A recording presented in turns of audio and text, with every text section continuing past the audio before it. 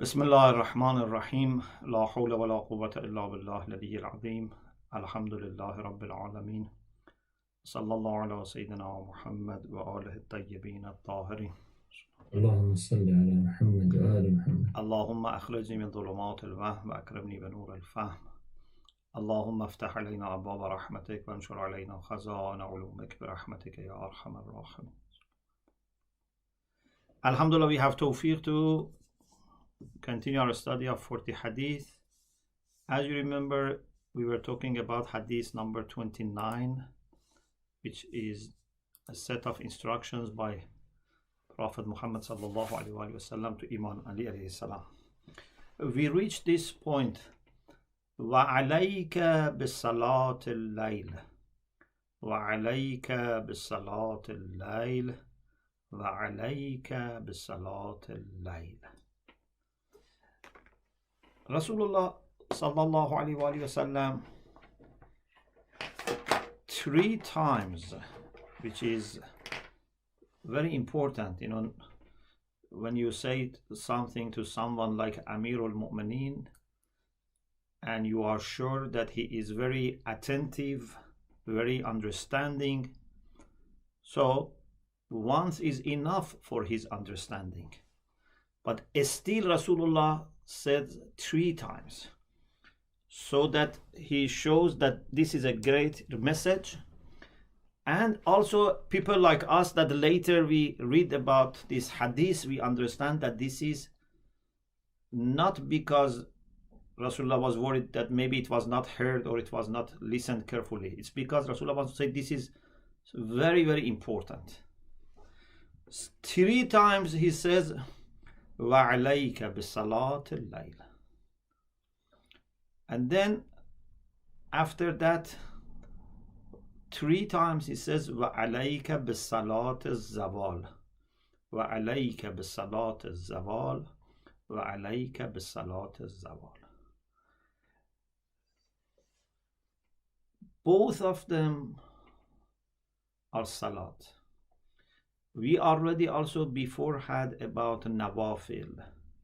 So in one hadith, so much emphasis on salat. Salat wajib, salat mustahab. This shows how important is salat, and in particular something that is not obligatory and you do it out of love. Of course, you can do your obligatory salats also with love, but there is a chance that maybe many people who do salat wajib, if it was not wajib, they would not have done it always. At least maybe they would have done it sometimes. But those who are committing themselves to wake up in the middle of night and do something which is not wajib shows that they really love Allah subhanahu wa ta'ala. Imam Khomeini says, we have mentioned before something about Salatul Layl. So here we only mention some hadith as a kind of reminder and as a kind of supplement to our previous discussion about Salatul Layl. The late Sheikh Hurra Amili rahmatullah alayh in Wasa'il al-Shia quotes from Sheikh Kulaini in Al-Kafi. You know that Imam Khomeini many times quotes from Sheikh Kulaini in this 40 hadith. But because of being a matter of scientific piety and scientific commitment, here he has not quoted directly from Sheikh Kulaini. He has quoted from Sheikh Hurra in Wasa'il al-Shia. So he mentions this, so that if there is any problem, any mistake on the quotation of this hadith by Sheikh Hurra Amili, he has not attributed something to Sheikh Kulaini which was not right. So whenever we quote from someone indirectly, we should mention also the source in between. Many people on website, on internet, they find something. For example, it says there is this hadith in al-Kafi, volume so, page so, and then they put it in another place, and then they give reference to al-Kafi. But have you checked this? Maybe this person didn't, take care of checking, and even if he has checked, you should say that this is taken from him. Someone like Sheikh Amili, a great scholar and muhaddis, still Imam Khomeini says, I am quoting from him. Doesn't say I'm quoting from al-Kafi. Let alone you find something in someone's book or on website, and you quote directly. No, we should not do that, inshallah. We should all try to go as much as possible to the first source.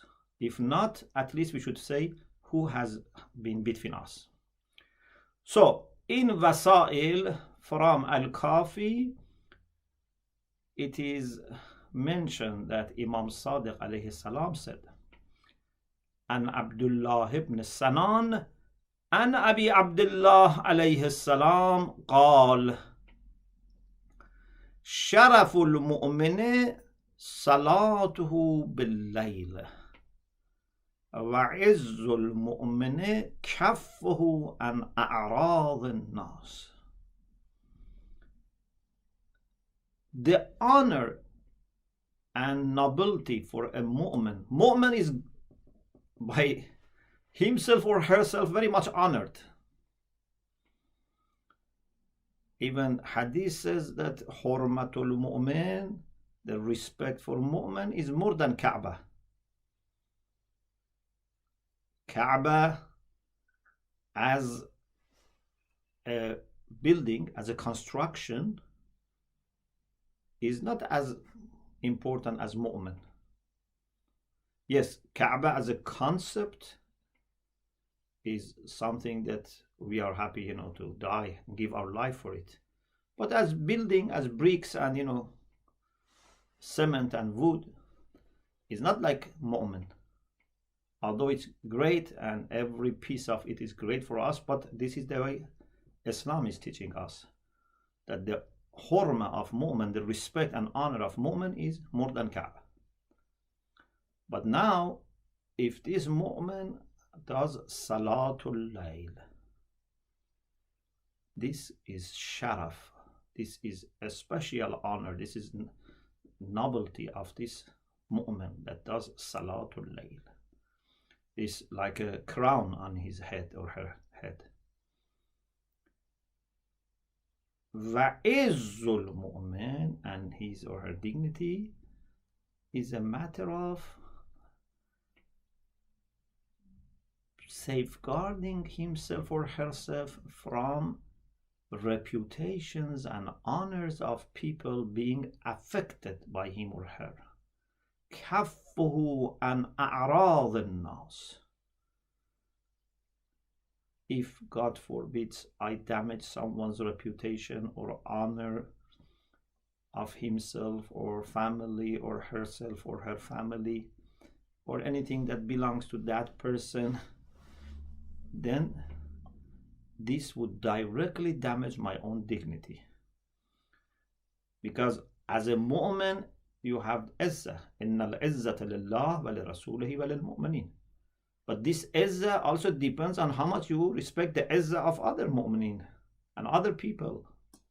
All people karramna bani Adam. All people are honored by Allah, and mu'minin have a special izzah that is on top of that karama for children of Adam. And if I don't show respect to them, then I am endangering my own honor and dignity.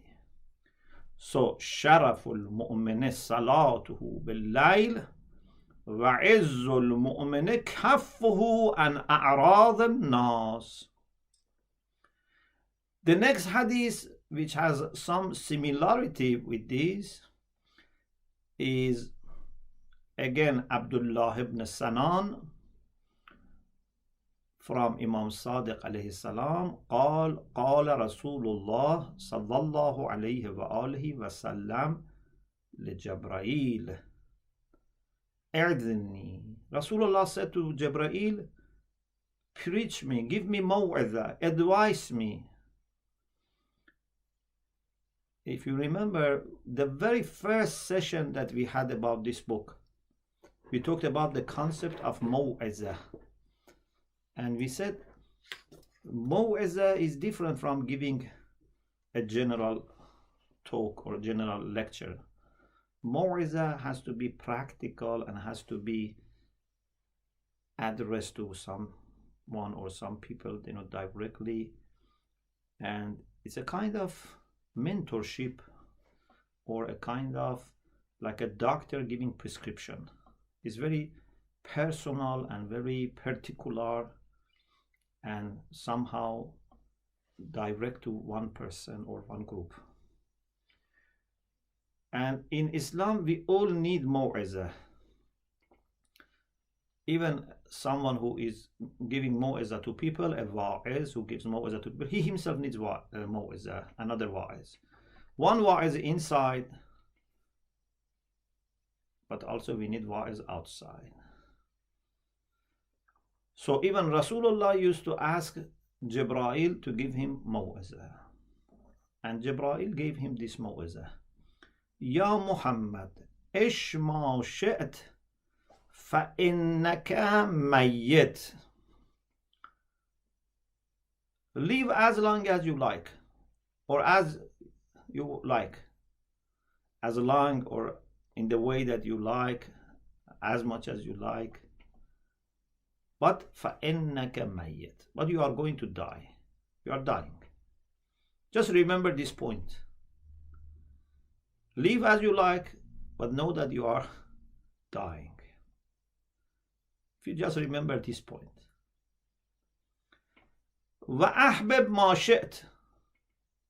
You can love everything you like, anything. But remember, you are going to separate. فَإِنَّكَ مُفَارِقُ. Then, if you know that you are going to separate, that you will not love it so much or put all your energy and time for something that you are going to lose.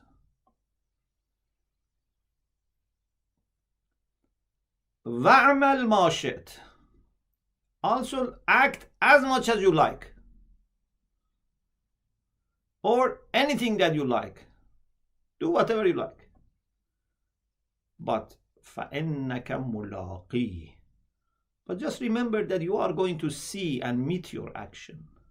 Your action will be brought to your presence. So do something that you would not be ashamed. You will not be hurt by it. Then sharaful mu'min salatuhu bil-layl, very similar to what we had before. وَعِزُّهُ كَفُّهُ عَنْ أَعْرَاضِ النَّاسِ. Exactly the same thing. The honor of mu'min is salatul layl, and the dignity of mu'min is to stop hurting, harming reputations of people. Our Sunni brothers also, I saw that they have this hadith. Exactly, Jibreel, was asked by Rasulullah to give maw'izah. It's very similar. The only difference I noticed was, maybe they have this version also, but I didn't have enough time to make investigation. But I found they say sharaful mu'min salatuhu bil-layl wa izzuhu istighna'uhu 'anil nas. Izzuhu istighna'uhu 'anil nas. That is also very good, and it's making lots of sense, and we have similar to that in our hadith. The dignity of mu'min is to feel free from need with respect to what people have. We have in many hadiths, things like قَطْعُ الطَّمَعِ عَمَّا فِي أَيْدِ النَّاسِ. If I don't ask people to help me as much as, of course, possible, then this gives me dignity and honor, or at least keeps my dignity and honor intact. So that's what they have. What we have here is kafuhu and i'razan nas. But the point of reference was sharaful mu'min salatuhu bil-layl. Then we have another hadith from Imam Sadiq alayhi salam. Al-malu wal-banun zinatul hayat ad-dunya. Money and children are zina, adornment in the worldly life. In dunya, if you have money, you have children, then you feel very good and powerful, etc. But وثمان ركعات من آخر الليل والوتر زينة الآخرة. But when you do 8 rak'ah salatul layl and then 1 rak'ah, we have 8 and 2 and 1. Of course, 8 is 4 salat of 2 rak'ah, and then 2 rak'ah shaf, 1 rak'ah witr. So the focus here is on salatul layl and witr. This is zinatul akhirah. So in akhirah, those who have this, in akhirah, your zina is not your money or children. Of course, if you have trained good children or good students or done anything, that's another issue. But just having children, even if they are, very, educated, very good, and even kind to you, necessarily doesn't mean that in akhirah they would give you honor unless they are good people and you had a role in their upbringing. So, ثمان ركعات من آخر الليل والوتر زينة الآخرة وقد يجمعها الله لأقوام. And sometimes Allah bring them together for some people. They have zinatul dunya and zinatul akhirah. They have money, they have children, they do salatul layl, so they have zina of dunya and akhirah. And finally, the last hadith about salatul layl here, Sheikh Mufid rahmatullah alayh quotes this hadith from Prophet Muhammad sallallahu alaihi wasallam. Of course, Imam Khomeini is quoting from Hurra Amili in Rasail al-Shia.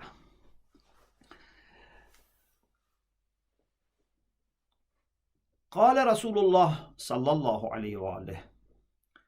This is good for people that when they wake up for Salatul Layl, still they are sleepy.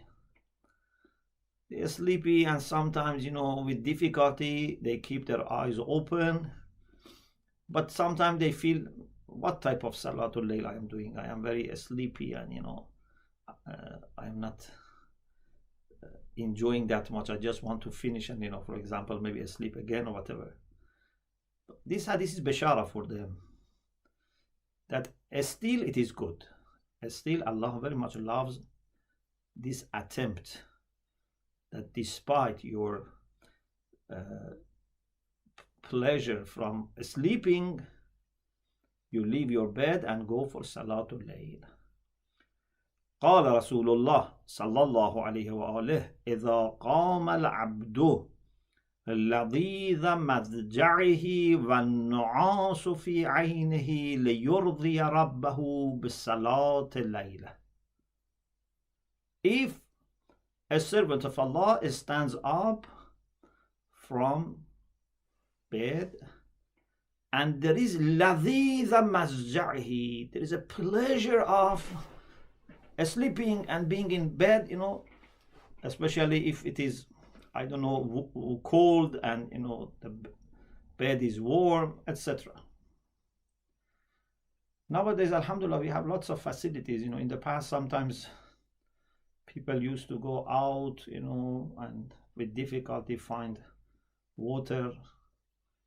And inshallah, I will mention for you a story of Ayatollah Mutahari that I just remembered. So it was very difficult at that time. Now, alhamdulillah, we have lots of facilities and we should be grateful. So if someone stands up from sleep and still, wants to enjoy, but says, no, I have to do Salatul Layl. I spent few minutes with my Lord. وَالنُّعَاسُ فِي عَيْنِهِ, still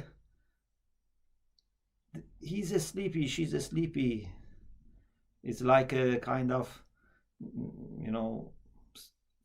eyes are still with difficulty open. But the reason is لِيُرْضِيَ رَبَّهُ بِالصَّلَاةِ اللَّيْلَ. He wants to, or she wants to please his or her Lord with this Salatul Layl. بَاهَ اللَّهُ بِهِ الْمَلَائِكَةِ. Mubahat. Mubahat means when I am very happy with something and I am saying to other people, that I am very happy with this. Sometimes it can be bad, sometimes it can be good. For example, we have that famous hadith. Whoever learns for the sake of doing mubahat with ulama, لِيُبَاهِيَ بِهِ الْعُلَمَاءِ or يُمَارِيَ بِهِ السُّفَهَاء. For example, I learn in order to say to ulama that I have lots of knowledge and I know this, I have read that book, I had this teacher. This is negative mubahat.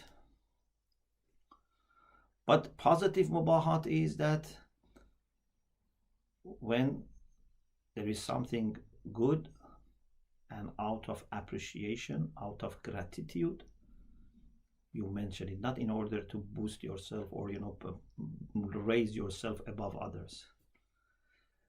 Bahallahu bihil malaika. Allah subhanahu wa ta'ala would be pleased to the extent that he would address the angels with joy and appreciation and says, Ama tarawna abdi hadha. Don't you see my servant? قد قام من لضيذ مضجعه للصلاة لم أفرضها عليه. He has stood up, or she has stood up from bed for a prayer that I have not made obligatory. اشهدوا أني قد غفرت له. Be witnesses that I have forgiven him or her.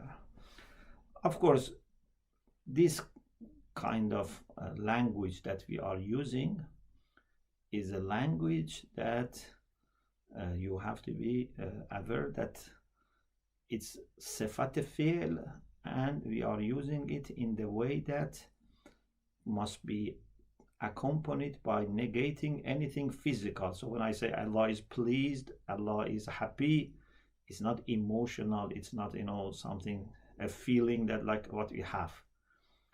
Means a condition which in essence is similar to when we are very happy with something. In essence is the same, but without physical and sensational additions. So this is that much Allah loves those who do Salatul Layl, that he would even mention to the angels that I am very pleased and I'm going to forgive this person. The story that I wanted to just remember is a very beautiful story. And when Ayatollah Mutahhari was assassinated and was martyred, Ayatollah Muntaziri mentioned this on TV, and it's available. Because they used to be for many years, studying together, and even they used to live in the same hujra when they were not married. So he says Ayatollah Mutahhari was very committed to Salatul Layl, and he was every time telling me, do Salatul Layl. And he says, I sometimes used to say the water of the fountain in the Madrasah Fayziyeh next to the shrine of Lady Ma'suma is Madrasah Fayziyeh, and they had hose, they had a fountain, and I said the water is not clean and it is not good for my eyes because I had some problem with my eyes.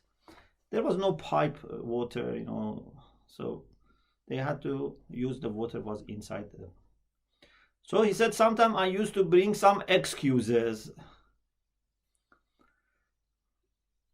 So one night he said in my sleep I had a dream that Osman ibn Hunayf, who was a companion of Amir al-Mu'minin salam and appointed by him also at a certain point, brought me a message, a kind of paper on which it was written something like this, as far as I remember: هذه براءة لك من النار. This is protection for you from fire. And he said, I was in my dream thinking, Uthman ibn Hunayf, me, after so many centuries, I was trying to find out, what is happening. At that time, Ayatollah Mutahari awakened me and said, I have brought you water from the river.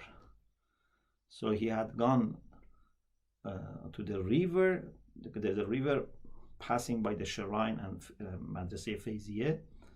So he had gone in the night, middle of night, all the way, bring him water and said, I have brought you clean water, so make your, wuzu with this. So this story is very interesting about how Ayatollah Mutahari was that much committed and how this was showed in the dream as a bara'atun laka min an-nar. Was very interesting. So the next thing in the hadith is alayka بصلاة الوسطى وعليك بصلاة الوسطى وعليك بصلاة الوسطى. 3 times Rasulullah emphasized on Salatul Wusta. And Salatul Wusta means Salat al-Zuhr. But perhaps here means nafila of Salat al-Zuhr. Salat al-Zuhr is very, very important. Allah subhanahu wa ta'ala says in the Quran, حافظوا على الصلوات والصلاة الوسطى وقوموا لله قانتين. Surah Baqarah verse 238. حافظوا على الصلوات is general. It includes all the salawat, but still Allah singles out Salat al-Wusta, Salat al-Zuhr, the middle one. Because it's the middle of the day, it's a middle salat, and it's so important that Allah mentions this. The common view among ulama is that Salat al-Wusta here is Salat al-Zuhr. And this is the first salat that Adam ala nabiyina wa alayhi salam learned from Jibreel. So Imam Khomeini says it seems that this Salat al-Zawal that Rasulullah is saying means Salat al-Zuhr with its belongings, which is including proper timing and nafile of Zuhr. Nafile of Zuhr is very important. Salat al-Zuhr, we should give a special attention to it, and part of it is by, if we cannot do nafila of Asr or Maghrib, nafila of Zuhr is very important, that we should try to not miss it, at least part of it, or if not, qazdu ghaza of it, but at least part of it, inshallah. So this is a second part of this discussion for today. And then we have a discussion about the Quran that I would leave it for next time, because there are a few chapters about the Quran. وَعَلَيْكَ بِتِلَاوَةِ الْقُرْآنِ فِي كُلِّ حَالٍ. But before I finish this, I would like to mention what Imam Khomeini says at the end of this part. After talking about salat al-layl and salat al-zawal, he has a good discussion about significance of salat. And says, if we are not careful about salat, for example, we said we have to be very careful about salat al-zuhr, but in general, if we say salat, but without carefulness, any time that happens in any condition, this is not good. And this would deprive us from many benefits of salat, and maybe even if we are considered as people who underestimate salat, we would not die as a Muslim, because a requirement of being a true Muslim is to respect salat. He refers to a hadith that Imam Baqir alayhi salam said that once Rasulullah was in masjid, sitting in masjid, and a person entered and he started saying prayer very quickly, so was not going to ruku properly, sujood properly. Hadith says قام يصلي فلم يتم ركوعه ولا سجوده, was not completing ruku quickly. And Rasulullah said that he is like a bird just bending or trying to, for example, take something from the ground. لَإِنْ مَاتَ هَذَا وَهَكَذَا صَلَاتُهُ لَيَمُوتَنَّ عَلَى غَيْرِ دِينِهِ.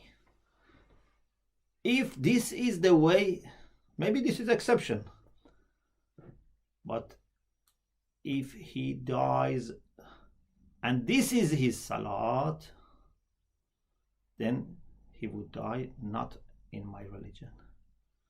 So being a Muslim very much depends also on how we regard salat. And then he says, in dunya, if you have for example, important appointment, or if someone is going to give you something which is important for you, for example, some money or what, I don't know, something that you like, your nafs automatically tries to remember that. If salat is important for us, our nafs tries to remember that. So we have to understand the significance of salat, then automatically at the time of salat we will be alert. And then he says,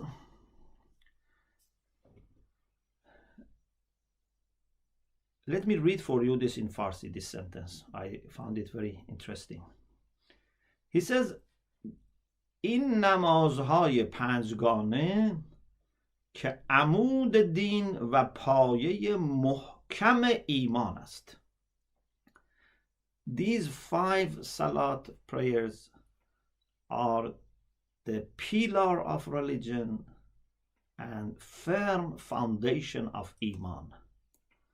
و در اسلام چیزی بعد از ایمان به اهمیت آن نیست.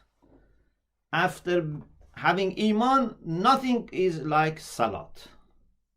Among everything, salat comes right after iman.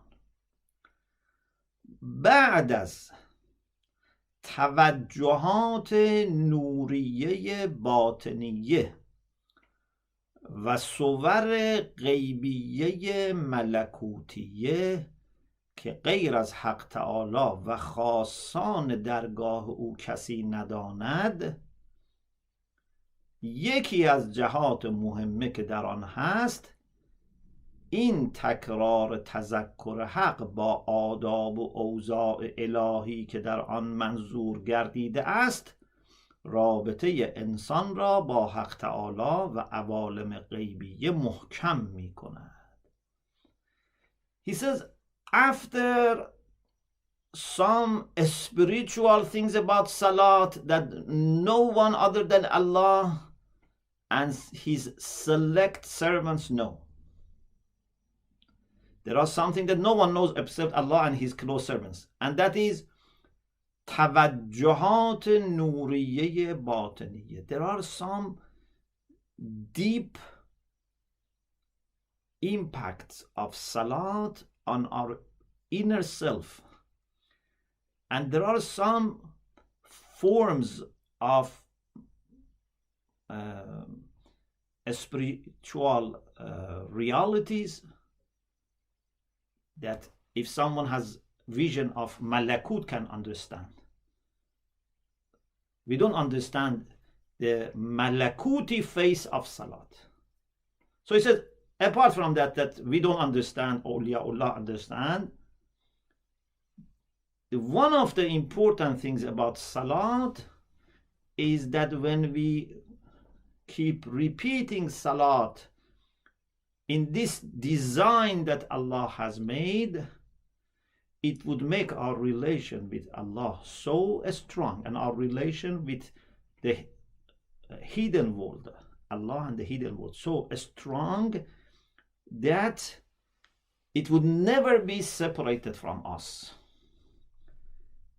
And when we go through pressures of death and afterwards and the fears, etc., salat that we have said in dunya would help us not to forget our relation with Allah subhanahu wa ta'ala. So he says this salat is mu'inuka fi ulaka wa ukhrak. It's your help in dunya and akhirah. And we should be very careful not to underestimate our salat, inshallah. May Allah, inshallah, include us among people who establish salat, inshallah. Alhamdulillah Rabbil Alameen.